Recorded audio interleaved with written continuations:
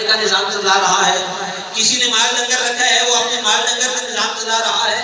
اور میں یہاں یہ بھی عرض کر دوں، پچھلے مہینے میں ہم نے ایک جمعے پہ عشر کے حوالے سے میں نے گفتگو کی تھی۔ یہ عشر زمین سے ہوتا ہے اور زکوٰۃ انسان کی تجارت سے ہوتی ہے۔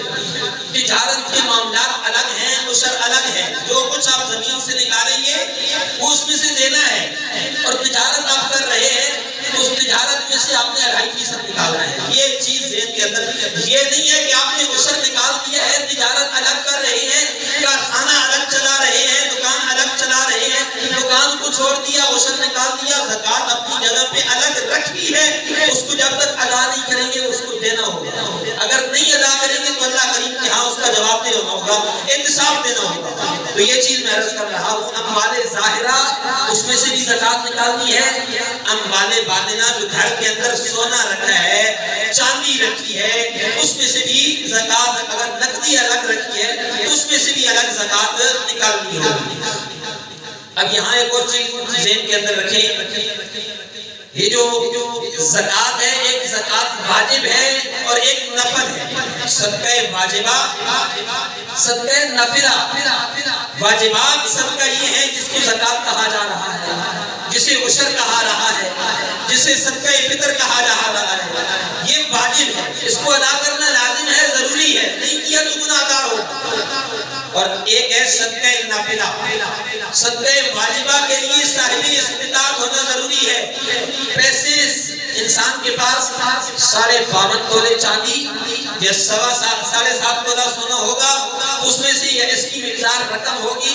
آج کل کے دور کے اندر چاندی کا نصاب مقرر ہے۔ چاندی، اگر چاندی کے 52.5 تولے چاندی کے جتنے کسی کے پاس رقم موجود ہے تو اس میں سے وہ زکوٰۃ ادا کرے گا، اس میں سے نکالے گا۔ اگر نہیں ہے تو نہیں نکالی جائے گی، چاہے اس کے پاس سونا ہے یا نہیں ہے۔ اور دوسرے نمبر پہ یہ صدقہ نافلہ ہے، نفل صدقہ ہے۔ اس نفل صدقے میں غریب بھی شامل ہے، امیر بھی شامل ہے۔ غریب بندہ، اس کے پاس چاہے صاحب استطاعت ہے یا صاحب استطاعت نہیں ہے، جتنی استطاعت بن سکتی ہے اس کی 1000 کی مزدوری ہے، 1000 کی مزدوری میں سے 50 روپے اللہ کے راستے میں دیتا ہے، ثواب پاتا ہے۔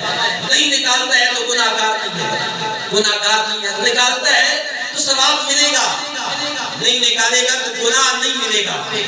میں پچھلے دنوں ایک ویڈیو فیس بک پہ دیکھ رہا تھا، ایک چھوٹا سا بچہ تھا، وہ جوتے پالش کیا کرتا ہے۔ ایک آدمی اس سے انٹرویو لینے آیا اور انٹرویو لے رہا تھا، اس سے پوچھا بھائی دن کی کتنی کمائی کر لیتے ہو؟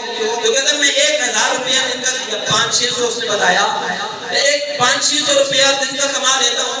اس نے پوچھا بھائی اس کا کیا کرتے ہو؟ تو کہتا ہے میں 40 روپے کے سموسے کھاتا ہوں اور روزانہ کی بنیاد پہ 50 روپیہ مسجد کے ڈبے میں ڈالتا ہوں، روزانہ کی بنیاد پہ 50 روپیہ مسجد کے ڈبے میں ڈالتا ہوں، اور پھر باقی جو پیسے بچتے ہیں وہ اپنے میں امی جان کو یا ابو جان کو جاتے دیتا ہوں۔ ایک چھوٹا سا بچہ جو جوتے پالش کر رہا ہے، اس کے اوپر زکوٰۃ فرض نہیں ہے، وہ صاحب استطاعت نہیں ہے، اپنی مزدوری کما رہا ہے، اس کی ذہن اور اس کی صلاحیت کو دیکھیں کہاں تک سوچ رہا ہے، اور ہم روزانہ کمانے کے باوجود کہاں تک سوچتے ہیں۔ کتنے ایک اپنے پڑوس کے اندر بیٹھے غریب کو دیتے ہیں، کتنے ایک جو ہے وہ اپنی مسجد کے ڈبے میں ڈالتے ہیں، اور کتنے ایک جو ہے وہ ہم نکال کے غریبوں یتیموں مسکینوں کو جا کے دیتے ہیں۔ یہ اس کے اوپر بھی ہمیں سوچنا چاہیے۔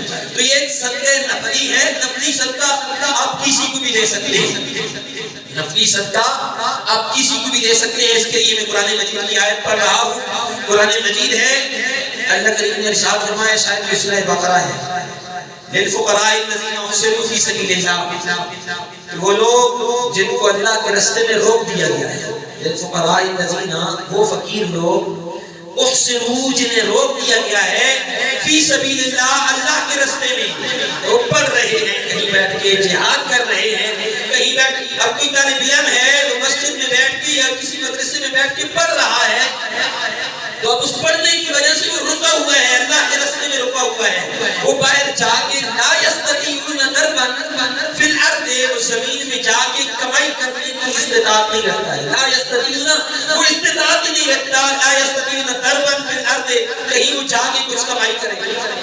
یحسبهم الجاہل اغنیاء، لیکن انجان لوگ یہ سمجھتے ہیں یہ جو مسجد میں بیٹھ کے، مدرسے میں بیٹھ کے پڑھ رہا ہے، اس سے بڑا غنی کوئی نہیں ہے، کیونکہ مدرسے میں بیٹھنے والے، اداروں میں پڑھنے والے مانگتے نہیں ہیں، کپڑے اچھے پہنتے ہیں، دھلے ہوئے کپڑے پہنتے ہیں، جوتا اچھے پہنتے ہیں، باہر سے دیکھنے والا آدمی سمجھتا ہے اس جیسا امیر کوئی نہیں ہے، اس کا لینڈ لارڈ کوئی نہیں ہے۔ میں آپ کو اپنی بات بتاتا ہوں، جب میں بھیرا شریف پڑھا کرتا تھا اس دور میں، اور آج بھی وہاں پہ یہ صورتحال ہے، بازار کے اندر جب ہم کوئی چیز لینے کے لیے نکلتے تھے تو وہاں بازار کے اندر بیٹھے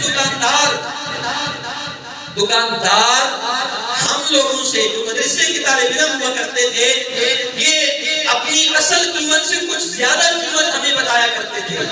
میں نے پوچھا، دوستوں سے پوچھا، لڑکوں سے پوچھا بھئی کیا وجہ ہے؟ تو استادوں سے بھی میں نے پوچھا تھا، اپنے اساتذہ کرام سے پوچھا تھا کیا وجہ ہے؟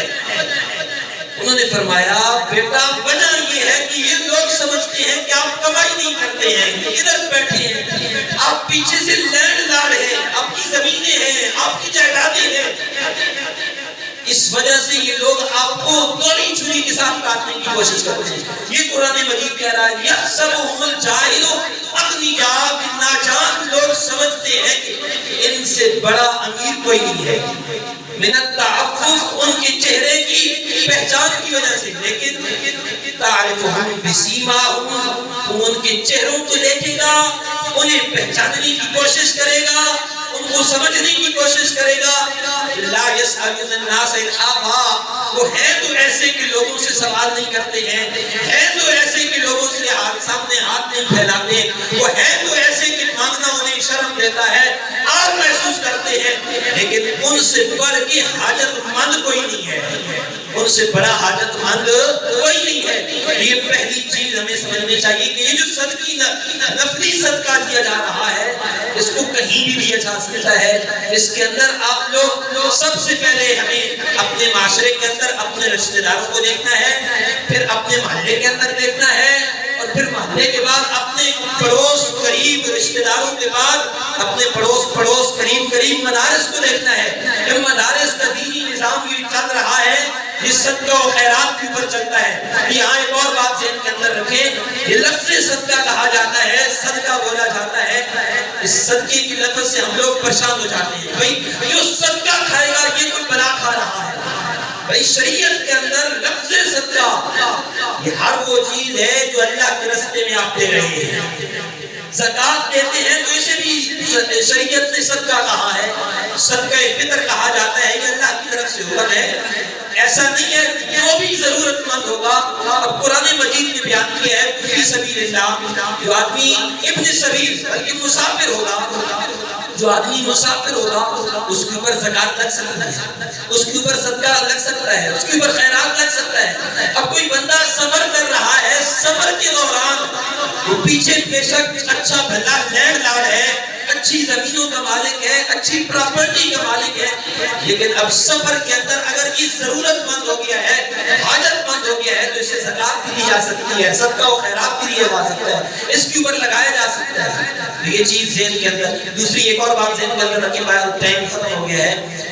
ہم چونکہ پاکستان کے اندر رمضان کے مہینے میں زکوٰۃ دی جاتی ہے، تو یہ ضروری نہیں ہے کہ صرف رمضان میں ہی دینی ہے، یہ آپ نے اپنا حساب خود کرنا ہے کہ میں بھائی پہلے دن میں نے کب کاروبار شروع کیا تھا، کب میں جو ہے وہ صاحب استعداد ہوا تھا، اور کب میرے پاس یہ رقم آئی تھی، اس دن کے حساب سے لے کر ایک سال اگر پورا ہوا ہے، تو جب پورا ہو رہا ہے سال، جس دن پورا ہو گیا، جس مہینے میں پورا ہو گیا، اس مہینے میں اسی دن آپ پہ زکوٰۃ واجب ہو گئی ہے۔